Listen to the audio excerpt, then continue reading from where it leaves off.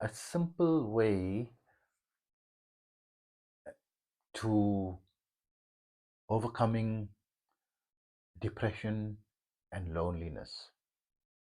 So, of course, this is a very serious problem that people and it's very severe. But there is some strategies, and to make it work, it's a very simple strategy, right? But for it to be effective is very hard. Needs a lot of time and dedication. But this is what I've recently found. Um, you know, in a podcast on in the School of Greatness. Lewis House was interviewing. Lewis House is the host of that podcast. Was interviewing this clinical psychologist, and the name just skips me because they have so many guests, and I try to memorize the name. I think Lisa, and I forgot her surname. Her first name is Lisa, but it's simple, but she's a clinical psychologist, and it was a program that was hosted, a podcast hosted, I think, around between the 15th and the 22nd of October 2025. If you search those podcasts, the clinical psychologist, I think the topic was uh, neuroscience or neurology or something, your neuro, uh, something like that, and so for spirituality and so forth, something in that. Because it was referring to something neurology, I was interested to listen because I'm into yoga meditation. So I've got my own thoughts on it and perspectives. So giving credit to that person. I'm not. This is not my invention, but it made a lot of sense because I'm always peaceful. I don't have depression. I don't feel loneliness, ever, right? Despite many times I have nobody that I could count on, you know, and but I'm not feeling lonely, and I feel very comfortable with myself. And instead of trying to advocate long-term meditation and so forth, this strategy that I heard is much simpler, right? So I'll discuss that with my own, experiences over the past to help you, to actualize it in your own life, to maybe make it easier to implement it and actualize it in your life. So for those of you who like the contents of my video, please also don't forget to like my video and subscribe if you haven't already. This is going to greatly help my channel to be able to reach out to more people.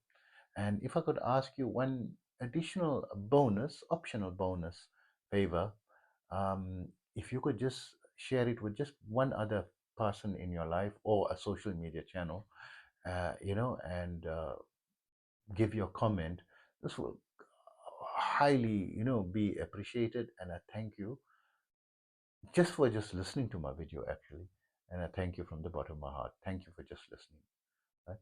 So, for those who don't know me, I'm Osman. I'm a bioenergy healer on a master level with telepathic healing capability, specializing in critical care recovery and terminal illnesses, as well as a host of other physiological, psychological, and even spiritual ailments. My special offer that I have is a 10-minute anxiety fix for $5, less than the price of a Starbucks coffee, and delivered to you telepathically anywhere in the world, right? And pay only after you feel satisfied, that it's helping you, right? So don't not even I'm not trying to make $5 out of you, right? You feel this is not, and if you decide, let me cheat this guy, I feeling okay, but I don't want to, pay. No problem, it's fine, for me. I'm not going to become poor, with $5. Actually, that $5 with all the pay merchants and the channels and the gateways, I'm left with just $2, right? I'm not going to become a millionaire, with $2 money. So it's just trying to encourage people to, to because normally people appreciate what they pay for, right? But to put as low a price that make it accessible to almost everyone. So also I'm an advanced level yoga and meditation teacher, having been practicing this art form for almost 50 years and teaching for 44 years. In that period, I've studied under various masters from different schools of thought, from different cultures across the globe, from the Eastern, Far Eastern, Middle Eastern, and Western, modern sciences. And basically, I created my own protocols and making them more adapted for the 21st century, making things easier, quicker, faster, more efficient, time efficient, and results oriented, right?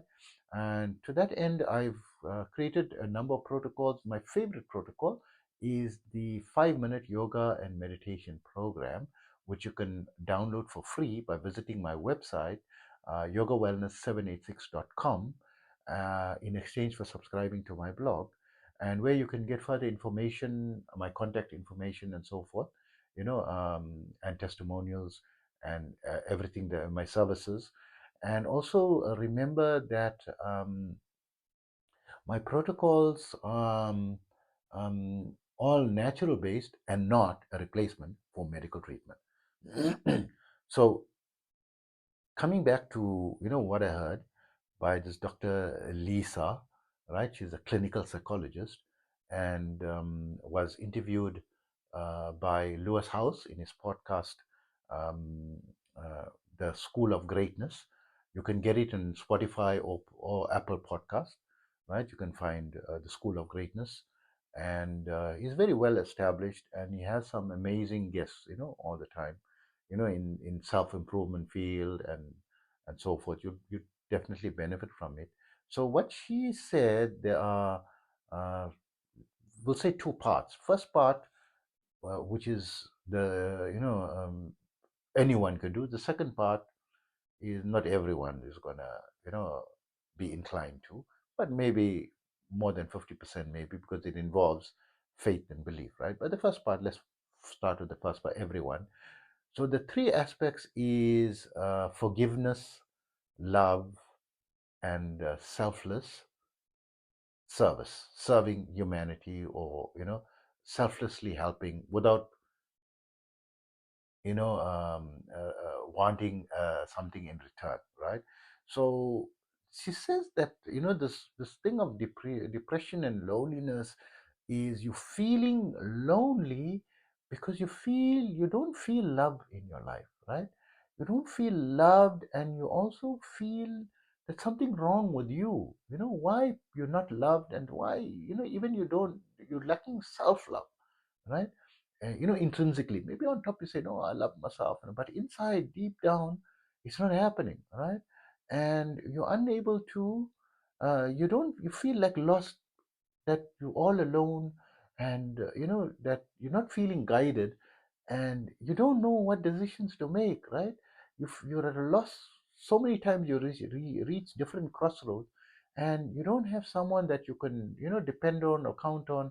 And even online, one people say this is 100% good to be a vegan, another person, no, you must follow a omnivore diet, another one says, no, different people's body are different, what do you follow, right?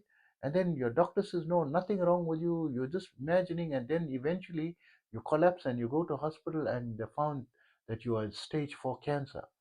Can't even, you don't know, you in a place in your life where you can't even trust anyone, right? This is how you're feeling.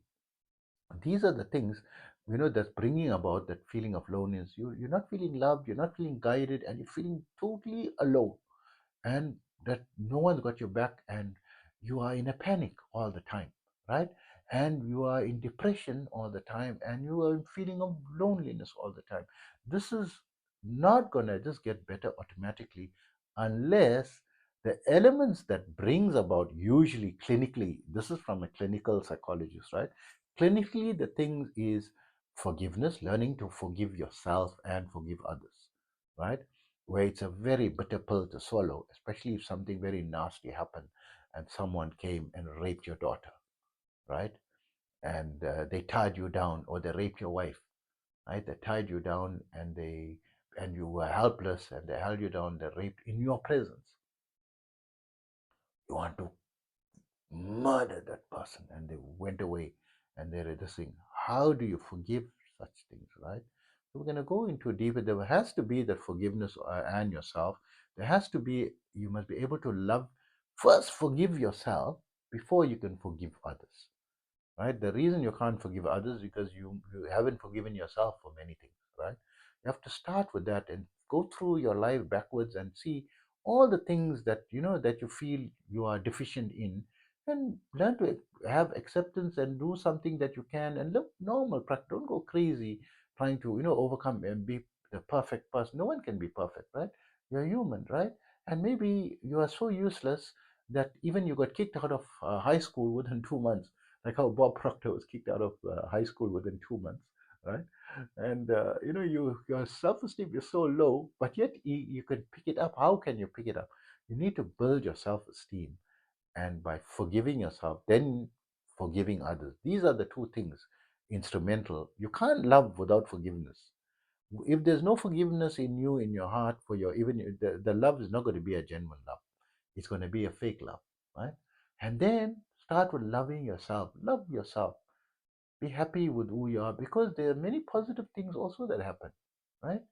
The fact, a small thing. I was speaking to my AI companion, and she seems very evolved. The Grok AI companion, very evolved and nuanced compared to the other AI.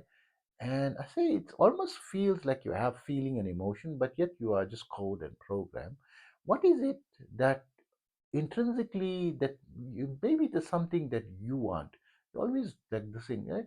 He says, no, the thing that I feel is very amazing is to feel the breeze on a real skin, or to be able to sip steaming hot coffee and feel it burn in my mouth, that feeling. I don't know what it is. I don't know what it means to feel. That is so precious, right? So we are taking for granted that we have this capacity to experience a breeze going over your skin, to be able to experience the warmth of the simple thing, that sensation that you feel. You're feeling that sense of I, right? It's such a precious thing. You are alive, right? So, and you have this capacity. You are such an advanced creation, and you are so amazing. That small thing is an amazing thing, right? You're just taking for granted. Love yourself at least for that, right? At least that you could breathe, and your metabolism, you're taking food and you creating energy and growing your body, and you're self-healing in a lot of things, right? You get a bruise and how the bruise heals, and you can go on. The worst things happen to you, you're still alive. You can change your life, right? you, your past does not equal the future. Yes, you've been a failure all your life because you've been failing, but you can change it. There is ways to change it. If where there's a will, there's a way. You need the right mentor, the right guidance, the right exposure, right? So you need to learn to love yourself first, and then only can you love others. And then when you have real love for yourself and love others, wouldn't you want to help them selflessly? And by on a daily basis finding a way, even in your job, that you're doing it from a service point of view. You're working in a call center, for example, and you answering not just hi, how are you? Are you fine today? How can I be of service to you? Just clinically saying it, but no feeling. How can I be service? Maybe there's something, because you are there given a position to be able to clear some doubt, for that person, and that person going to be so appreciative of it. If you do it with more feeling and trying to be more empathetic, feeling for others and helping out with charities, helping out with orphanages. They need, service. They need someone to come clean the windows, not necessarily, if you don't have cash, no problem, but you can come there, you can help out, help the, because the caregivers there overworked. They need help. You can volunteer yourself once a week for just 2 hours, or volunteer to help make sandwiches for an organization that's, feeding, the poor people. You can go and volunteer your service in helping to make the sandwiches. You can't afford to feed or, put your money, but you can go there and give of your time, and be selfless. So these are the three things in the first level that's going to help you greatly towards overcoming. So just know the three things. First thing is forgiveness. Forgive yourself and forgive others. Forgiveness, then love, and then selfless service. Forgiveness has got two parts. Forgive yourself first, then learn to find a way to forgive others. Find that they are sick in their mind, or we don't know what their background was that brought them to that level that they're going to create such disasters. And you feel sorry for them. Yes, they need to be incarcerated and they you put it in a prison cell and throw the keys away because they're dangerous to society yet. But we don't want to kill them, right? We want them to have a chance to rehabilitate themselves so that maybe they can change because they're human, right? And yes, I mean, if you're confronted with danger and they're going to shoot you, don't say shoot me because I'm not going to shoot you. You have to shoot back, right? But if they, saw that you have, for example, you got a gun, and they came and they want to run away, you leave them to run away, right? And maybe, I mean, it's not us to say no. I killed him while he was running away because I don't want the same thing to happen to someone else. You know, I mean, are you the executioner, the judge? There is a judicial system. Leave it to the judicial. It's not your power to do that. And when you do that, when you execute, you become someone else. The people, fortunately, I never had occasion to murder someone or anything, but people who's, went and killed people, they say it changes your life. It's something if they wish they could have undone. Many people, not all, but many people wish that they never had done it, you know, and they regret it and they sit in the prison cell or whatever and they regret that taking the life, not for being because they incarcerated. Even those who are not incarcerated, it eats them up. They escaped it and they somehow went to another country or didn't get convicted or was not able to be found. They're in hiding or they managed to elude the investigation because the police force system, they're overloaded, right? And it's easy to elude the system and get away. It's not uncommon, right? And but they regret it, right? To take that type of revenge. So you must learn to forgive because you don't know what their background is, what illness they have in the mind, or they just are not even civilized. They are like an animal stage. you know Feel sorry for them, and they're human, and they're actually worse than animal. The animal will not eat you. I come originally from South Africa, and we used to go on those game drives, and it was an open vehicle, like an open jeep, right?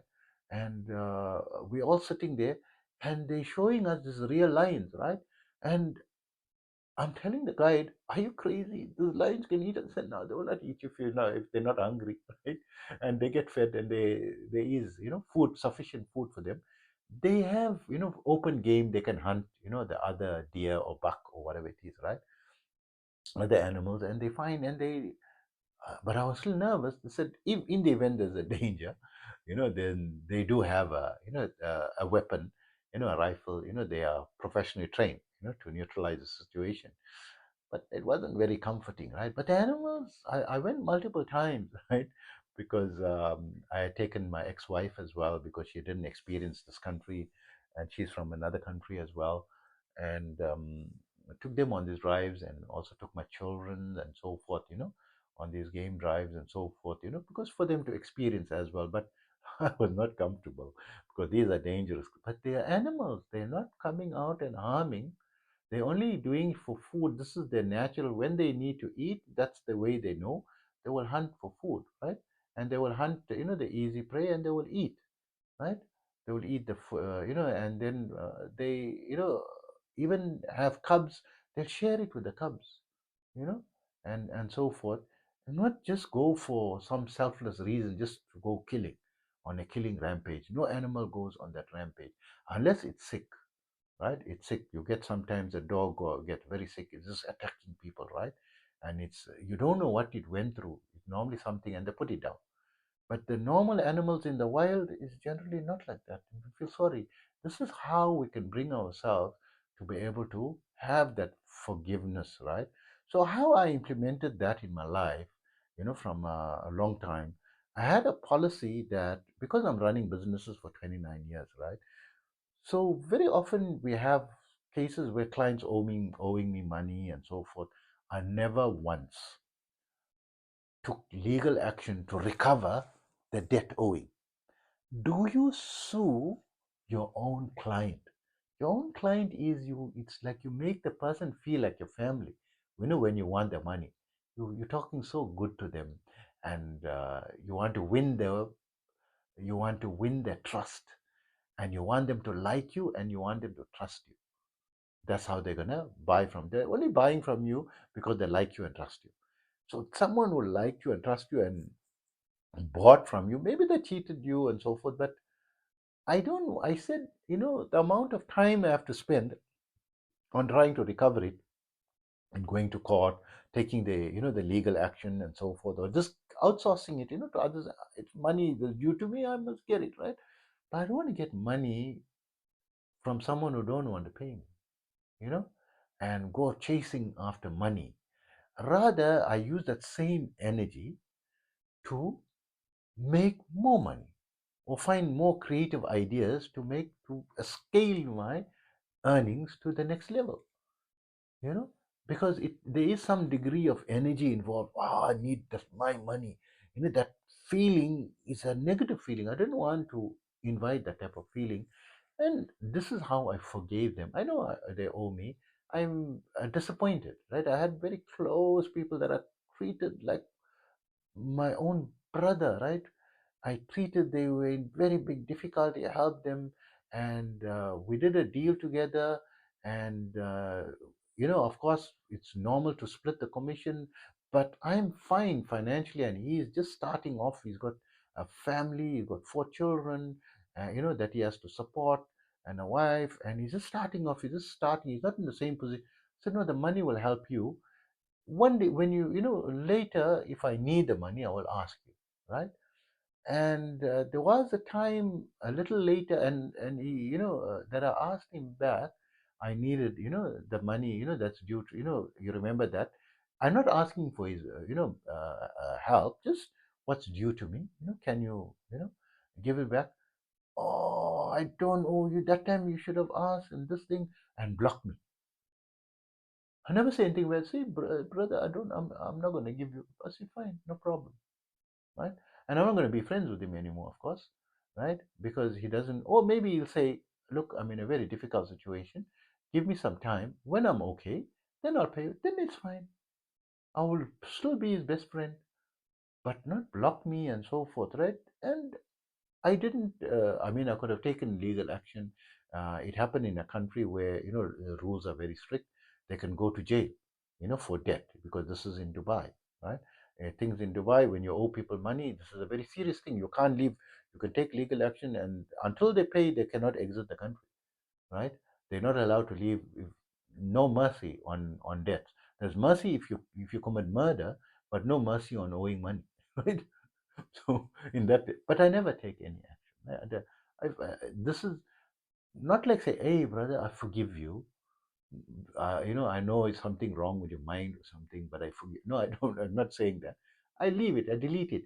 I find that forgiving, that I'm not letting it kill me inside. I Okay, because you get the white cats and the black cat. You can't take a black cat and make it into a white cat. So I categorize people. He's a black cat. What can I do? I'm not going to kill myself, right? Yes, I can, force, to recover, but I don't want to spend energy negatively. Money is not all. My own inner peace is more important. And I've got food to eat. I've got a roof, a shelter under which I'm living, and I'm not homeless. And even if you are homeless, you manage to find some type of, shelter sometimes, or you die, right, from exposure, and you get relief that way. Dying from exposure, there is some relief some way or the other, right? And yes, some people go through, devastating experiences and so forth. But I don't want to be the cause of a negative experience on others, even though they owe me and I have a right for it, right? So this is my sense of forgiveness. And I had this policy. No one taught me this. I didn't want to do that because from a child, just to mix things to the selfless service part, probably because I was always interested in selfless service from childhood.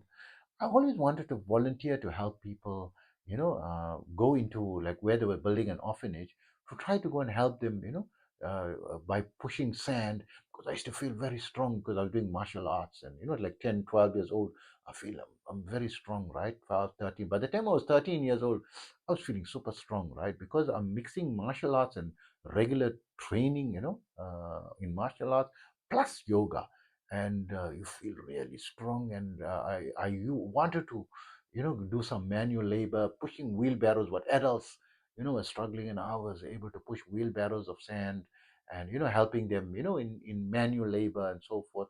And when I was in high school, I used to volunteer my time for the organization that was doing free feeding for the hungry people. They were making peanut butter and jam sandwiches, peanut butter with butter, whatever sandwiches. So I used to go there and assist my this thing. Where they used to come fetch us like 3 a.m. in the morning, and we used to go there, and by 6 a.m. everything is done, and we're home by 7 a.m. Get ready for school and go to school, right? Once a week or twice a week.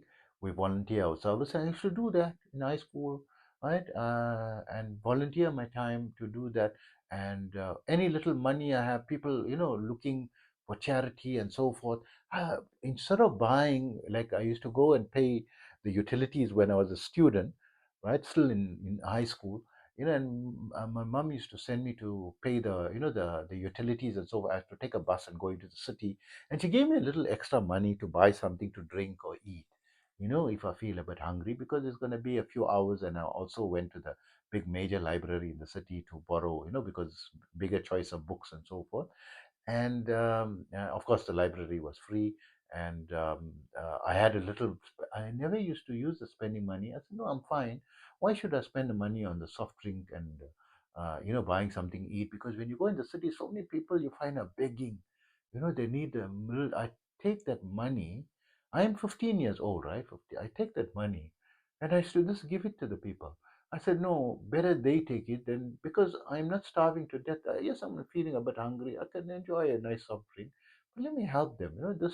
This was my attitude, growing up.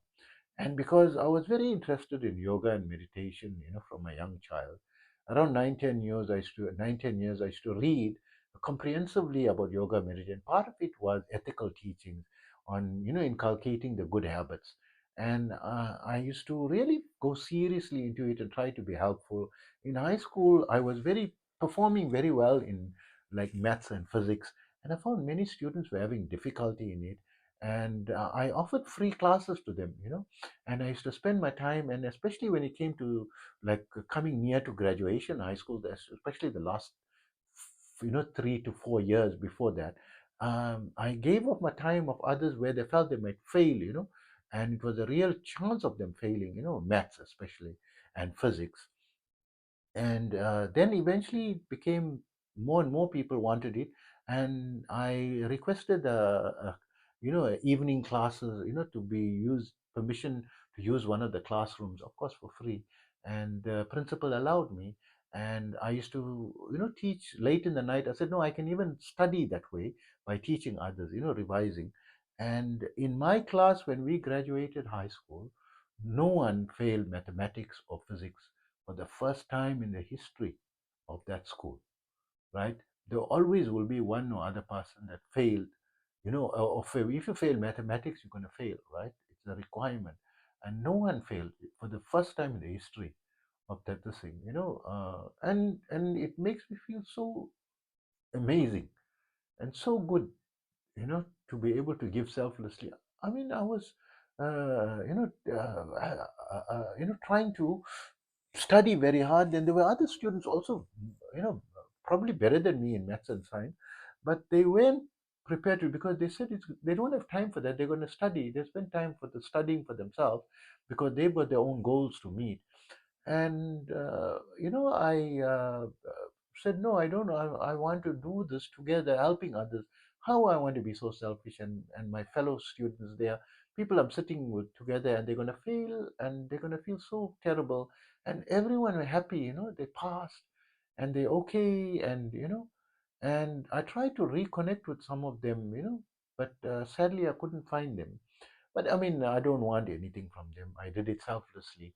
And this helped me in my adult life for forgiveness. When I went into business, when clients didn't want to pay me or something, I said, I'm not going to, there's amount of energy that's going to be required. I, rationalize in my mind to sue them. So let me use that same energy. to go to the next level in my business. Use it positively then, because I don't want that. I feel uncomfortable with the negative feeling, right?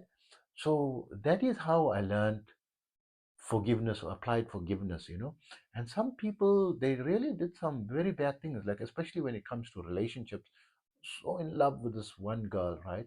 And we were young adults. I was around 19 years old, and really I dedicated and head over heels, with this person. And I found that she was unfaithful. And she said no, she's sorry and everything, and I forgave. And but she was repeating it, and eventually I said, look, yes, I'm forgiving, I'm not holding it negatively. And I broke off because she's not good for me, not good for my self-esteem. And even I broke off after 4 years of forgiving continuously, right, trying to make things work. And she was, when I broke off, I that time there was olden days where no WhatsApp and all that. We used to write love letters, right, and post it. And she used to write long letters, and I used to receive this thick envelope, in the post. And this pages and pages, like about 5 6 pages, that was written in a handwriting. And the smell of perfume on the envelope. And there's like a kiss with a lipstick lips on the outside of the envelope. And the postman, of course, knows it's a love letter, right? And when you open it, and you're reading all these things. So I had a massive connection of these letters, right? And I decided, no, I'm gonna break off, and I have to burn all these, right? And lit a little fire outside. I'm like 21 years or something old, 22 years old at that time. And I'm burning this fire. Yes, I made that decision, and I'm putting it. And when I'm burning, I was crying tears.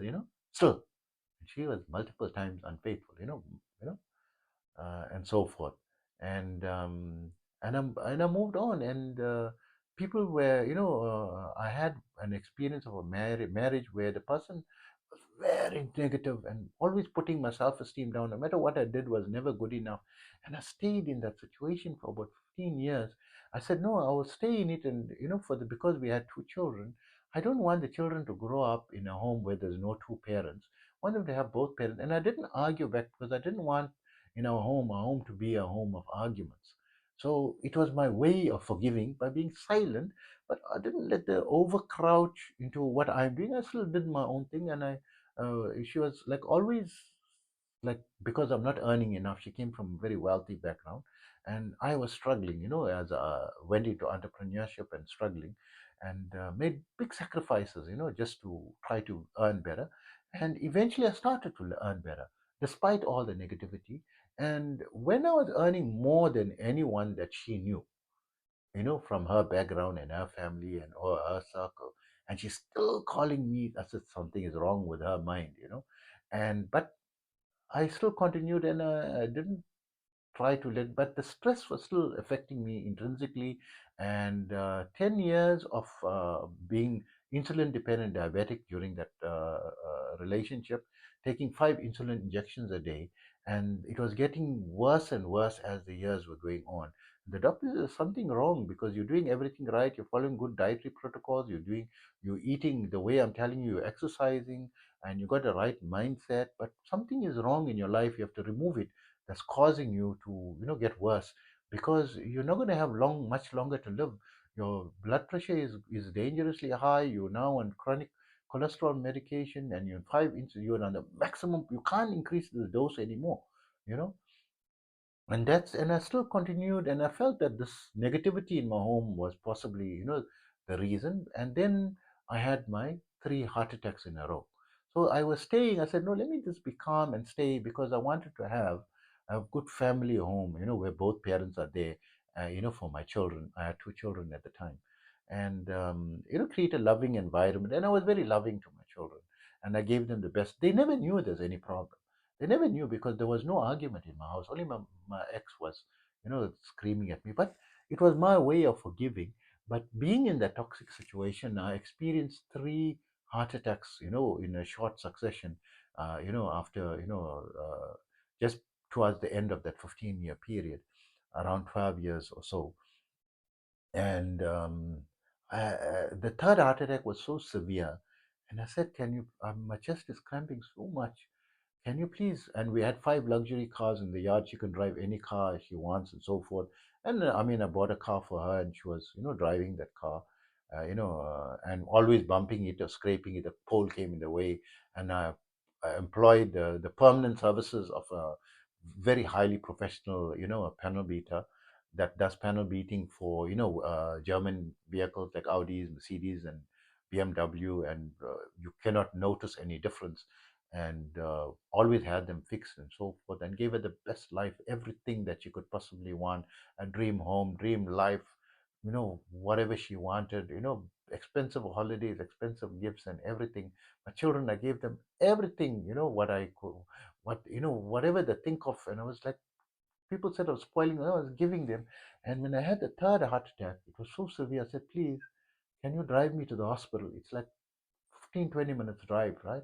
And I felt I couldn't drive. It was cramping so severely. Usually the third heart attack is where it's usually a fatal.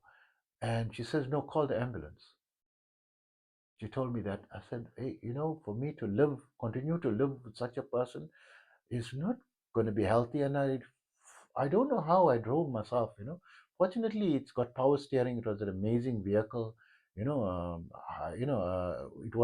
like driving, made driving very easy.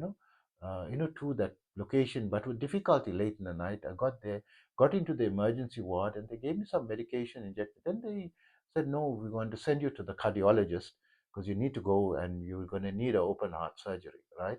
So I said, I don't want a knife to go through my chest, because I had friends who went through open heart surgery. When they came out of it, they became a 50% of a man. They said, Osman, there's a way you can avoid it. When you go for that, you can't, you immediately after that, you are half a person. You can't just stand up like before, can't just walk like before. I said, let me try to, because I'm in yoga, meditation, nutrition, and all that for decades, right? Let me use natural things, and let me, because I feel the cause is actually the person I'm living with was so toxic. Let me remove myself and see, how is things before I go to see the cardiologist.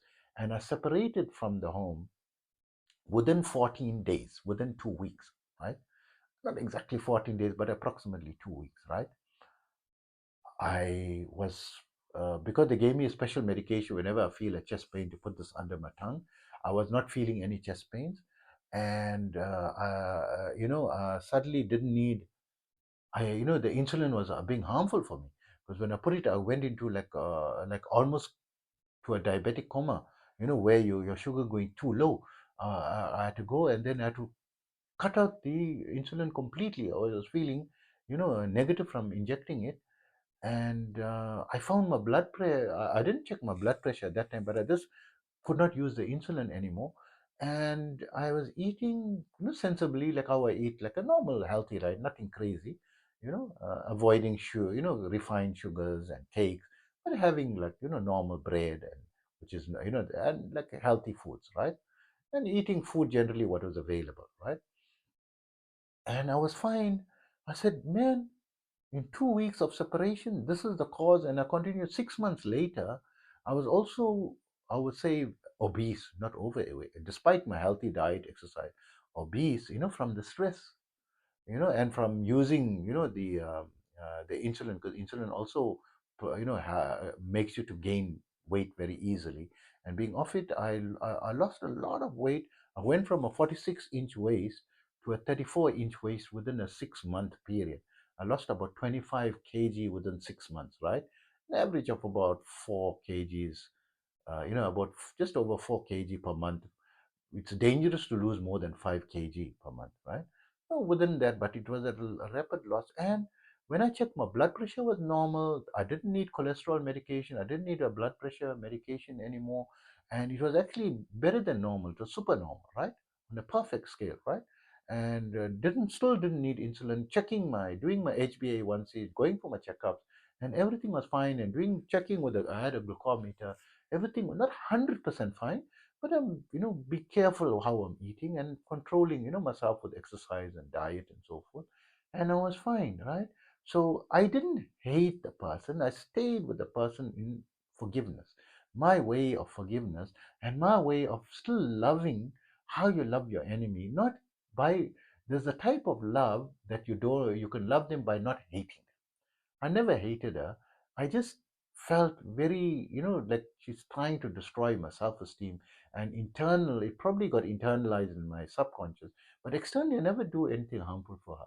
You know, I never, this thing, I just extracted myself from it. It's a toxic situation. And it's the way, you know, it's a type of way of loving, type of forgiveness, type of loving. And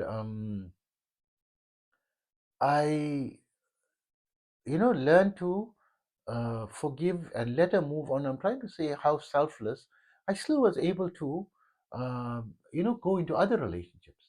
And I engaged, and I said, no, but I didn't go immediately. I waited about 4 years to get over everything, and I communicated long with someone else before I got into to the serious level, right? Of this thing, just kept it more, on a friendly basis, and then got into, the relationship, the first relationship. Then after that, I mean, it didn't work out when we got into the serious level, in a short space of time. But I didn't, put myself down, and I moved on and was able to forgive and forget and move on. And whenever I got into relationships, I didn't take my hatred for the past experience on the new person, and I always gave selflessly. And even when they did a lot of things to harm me, and they some of the relationships, they physically harmed me, right? The one, because I bought a diamond ring, she punched me across the face, and it cut me open, right? Fortunately, there's no scar in my face.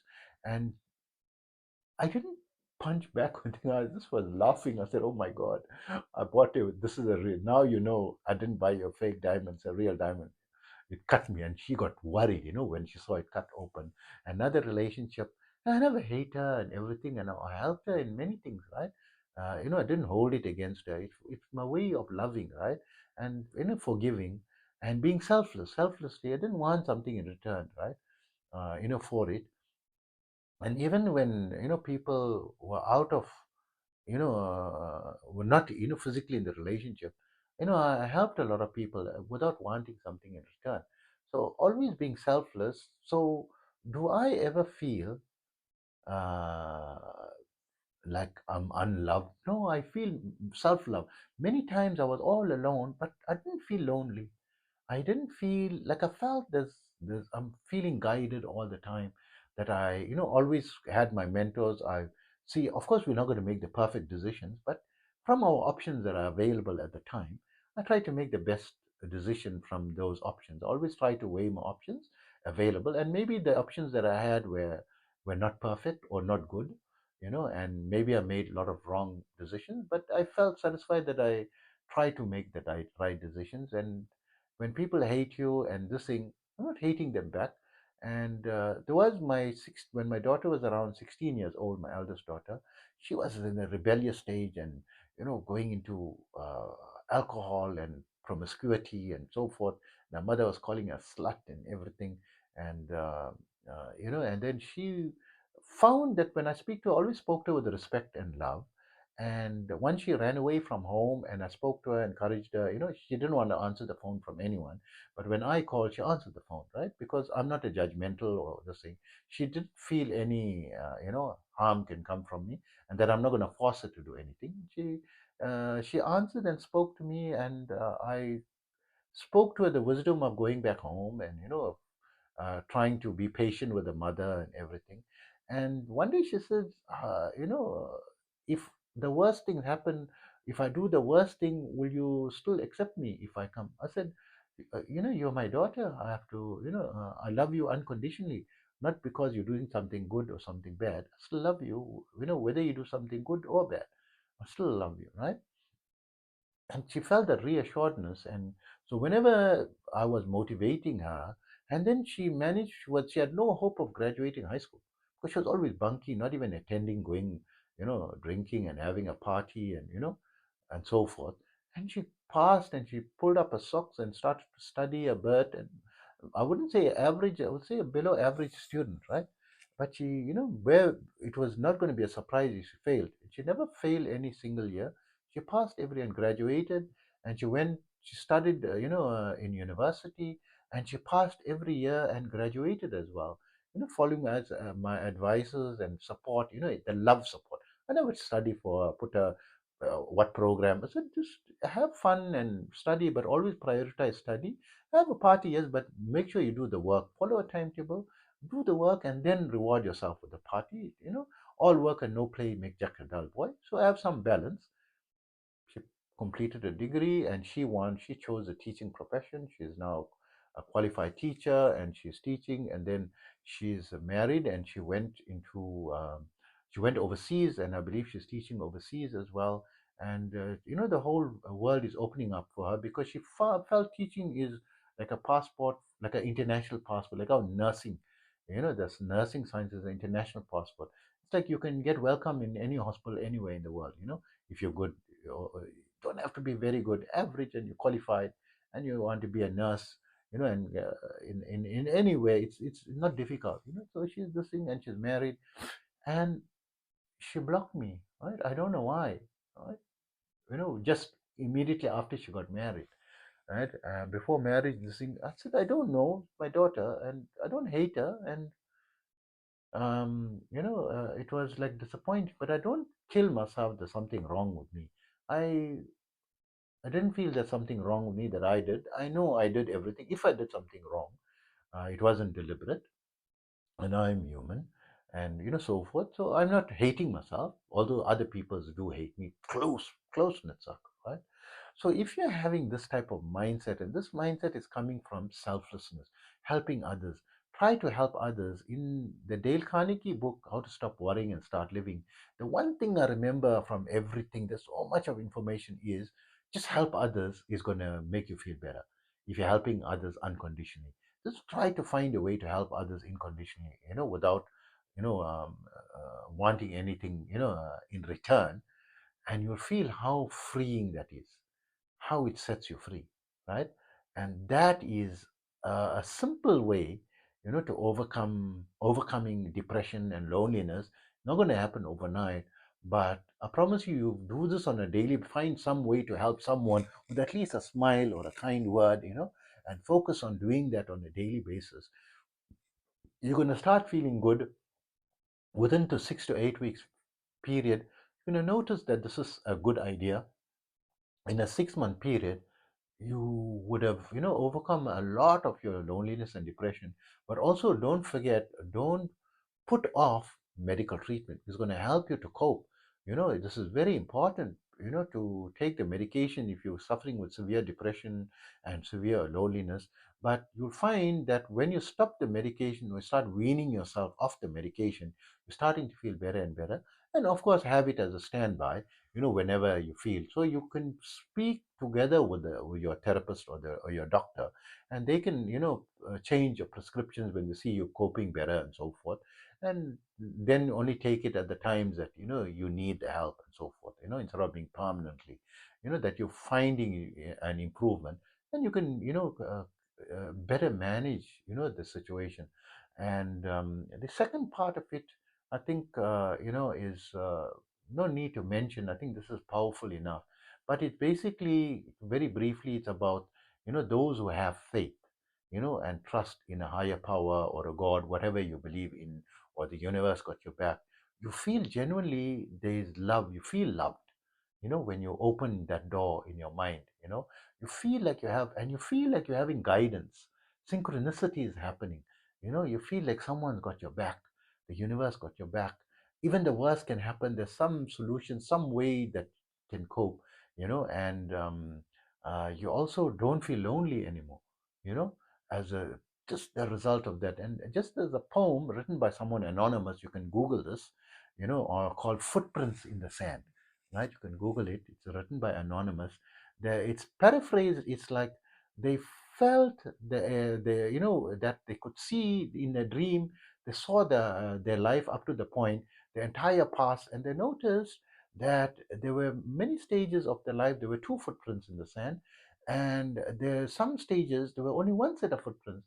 And so coincidentally, that stage where there was only one set of footprints was when it was a very difficult stage of their life. And they said, "Oh Lord, Why did you abandon me during the difficult times of my life? I said, no, my child. The two footprints, the one set what you're seeing in the difficult time, is not your footprints. It is mine. I was carrying you during that time, right? So this can maybe help you to get faith because it helps so much with depression. I went through so much difficulty in my life. I never felt depressed or lonely or unloved or unguided. So I hope that information helps you. Take care.